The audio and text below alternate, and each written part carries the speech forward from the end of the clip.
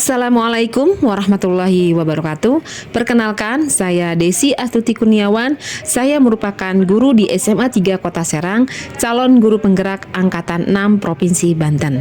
Pada kesempatan kali ini, saya bersama Bapak Kepala Sekolah SMA 3 Kota Serang, Bapak Edi Sutedi SPD MSI, dalam rangka melaksanakan tugas CGP demonstrasi konstekstual pengambilan keputusan berbasis nilai-nilai kebajikan sebagai pemimpin. Assalamualaikum Bapak. Waalaikumsalam warahmatullahi Apa kabar Pak? Alhamdulillah baik. Iya, mohon maaf Pak mengganggu waktunya sebentar. Kebetulan kita dapat tugas dari CGP untuk mewawancarai Bapak terkait dengan kepemimpinan Bapak. Iya. Mangga. Langsung aja Pak ya? Iya. Menurut Bapak, bagaimana cara mengidentifikasi kasus-kasus yang merupakan dilema etika dan bujukan moral? Baik, Bu Desi,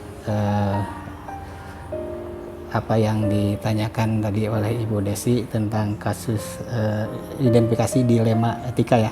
Dilema etika itu ialah kasus di mana kita harus memilih antara dua kepentingan yang sama-sama benar, baik secara moral ataupun peraturan. Kalau bujukan moral mungkin ya satu benar, satu salah, atau ya itu mungkin ya betul, mungkin itu ya kalau menurut saya itu Bu. Ya baik Pak. Yang keduanya, selama ini bagaimana Bapak menjalankan pengambilan keputusan di sekolah, terutama untuk kasus-kasus di mana ada dua kepentingan yang sama-sama besar atau sama-sama mengandung nilai kebajikan yang tadi Bapak katakan dilema etika, jadi benar lawan benar. Bagaimana Pak? Ya itu pertama jelas untuk membuktikan sama-sama benar gitu. Pertama harus diidentifikasi dulu. Setelah dari identifikasi, kemudian dianalisis, kemudian cari data-data yang ini betul nih, data dan fakta Ibu. Kemudian setelah itu ya kami juga nyari dengan teman-teman ini ya untuk yang ditugaskan untuk mencari bukti data tersebut. Akhirnya kemudian diambillah mungkin keputusan dari langkah-langkah tersebut. Oh iya baik, berarti awalan kita mengidentifikasi dulu Pak ya, langsung betul, menganalisa, terus berdasarkan fakta dan berbasis data-data ya yang bisa mendukung kebenaran atau salah apa yang dilakukan oleh seseorang. Oke ya, baik Pak. Yang ketiganya, langkah-langkah atau prosedur seperti apa yang biasa Bapak lakukan selama ini untuk membuat keputusan sebagai seorang pemimpin? Langkah tadi kan sudah sudah disebutkan tadi langkah-langkahnya itu kan diidentifikasi, dianalisis, kemudian dicari data, kemudian fakta, kemudian ambil keputusan ya. Jadi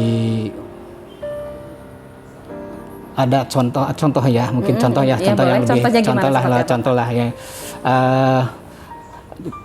Di instansi kami di sini adalah di SMA 3 mungkin, termasuk Ibu juga mungkin di instansi manapun mungkin ada lah.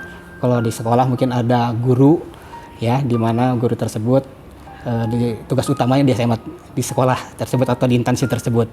Kemudian dia juga ngajar di sekolah yang lain, misalkan jadi dosen lah. Ya ngajar jadi di perguruan tinggi. Dua gitu Pak ya. Ini.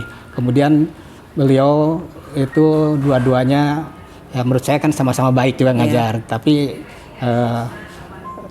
di sisi lain guru tersebut lebih dominan, yang saya perhatikan lebih dominan ke yang di luar ya. Jadi dosennya, karena mungkin dosennya itu mungkin ya ini. Ya oleh saya itu juga diamati, kemudian diidentifikasi dan dengan teman-teman, kemudian guru tersebut ngobrol, kemudian karena itu tugas utama dari guru tersebut kan yang utama SK, berdasarkan SK ya di sekolah awal lah ya.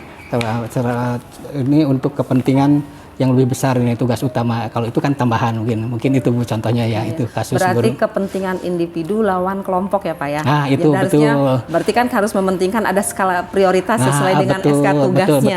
Betul. Jadi jadi yang utama kan mementingkan yang tugas utama yang layak anak didik kita termasuk ini. Itu betul itu.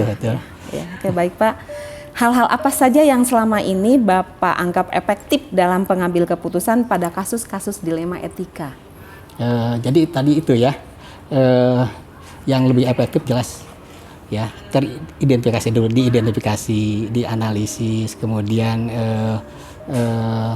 cari fakta, data, kemudian barulah dia keputusan untuk mana yang lebih untuk kepentingan yang lebih banyak di kepentingan yang bersama itu, yang lebih banyak kepentingan bersama itu. Ya. Terus kalau misalkan Bapak nih sudah dapat nih dari fakta, data, apakah membuat keputusan langsung ditegur langsung atau ada proses apa yang Bapak lakukan, atau misalkan tulisan dulu atau dipanggil secara personal atau bagaimana Pak? Ya itu jelas tidak langsung diputuskan itu ya. Ini kita ngobrol secara personal dulu, kemudian nanti karena kalau dengan ngobrol personal kan dia juga terbuka, ya terbuka, dia lebih paham lagi daripada nggak langsung diputuskan Ibu. Nanti kan tadi itu di data-data itu betul keakuratannya ini. Biasanya ya secara individu dia terbuka akhirnya. Jadi ya, dibangun rasa kekeluargaan dan empati barangkali Pak ya. Jelas karena Ya. itu juga kan rasa kita juga kan rasa punya empati yang jelas kayak ini, yang tinggi, sama tidak langsung memutuskan menjaktis gini-gini, tidak Ibu ini. Baik Pak. Hal-hal apa saja selama ini yang Bapak selama menjadi pemimpin merupakan tantangan dalam memberikan keputusan? Ya tantangan ini pertama ini untuk mengambil keputusan memang mementingkan apa itu ya Bu ya ini untuk rasa untuk apa ya? Adil Pak ya. Keadilan. Nah itu yang utama itu betul.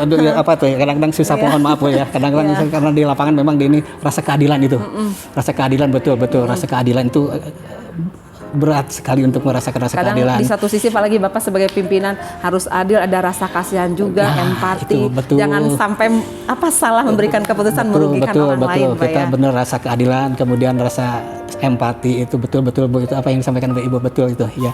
Mohon maaf ya tadi saya menyampaikannya agak berat, tapi kadang-kadang nggak apa-apa Terima Pak. kasih. Iya. Selanjutnya apakah Bapak pada saat membuat keputusan yang ringan, misalkan harus ada agenda atau tata kelola langkah-langkah yang diambil oleh Bapak? Jadi untuk mengambil keputusan itu ya jelas tidak langsung langsung ini ya. Tadi itu dari awal apa yang disampaikan dari awal tadi. Jadi ada identifikasi, analisis yang itu juga langsung Pak Ibu tidak langsung ujuk-ujuk. Tadi langkah-langkah yang tadi awal dilakukan. Kalau misalkan ada masalah yang urgent misalkan Pak, terus apakah Bapak harus ada, nanti saya inginkan dulu ada waktunya, atau misalkan agendanya tidak langsung bisa diputuskan langsung atau bagaimana Pak? Ya itu juga betul, kami tidak langsung memutuskan kalau hal itu karena ada agenda lain, juga harus diskusi dengan teman-teman yang di sini. Kalau sekolah kan wakal lah atau tim pengembang, jadi itu untuk mengambil keputusan Ada musyawarah. Nah itu ada musyawarah, betul, ada musyawarah dengan teman-teman yang ini ya itu Kan menjadikan pertimbangan kan Pak ya, Nah, dari semua orang apa nih gitu ya, jadi baru bisa diputuskan. Khawatir kan kita harus bisa memandang dari sudut pandang yang semua arah ya Pak ya. Nah itu Biar tepat gitu. betul tidak langsung ujuk-ujuk diputuskan pada ininya ya. Itu tadi itu kan dari rasa keadilan, makanya cari data, fakta dan ini. Jadi diskusi dulu dengan teman yang bisa membantu kami untuk memutuskan tersebut. Iya. Adakah seseorang atau faktor yang selama ini mempermudah Bapak dalam membantu mengambil keputusan?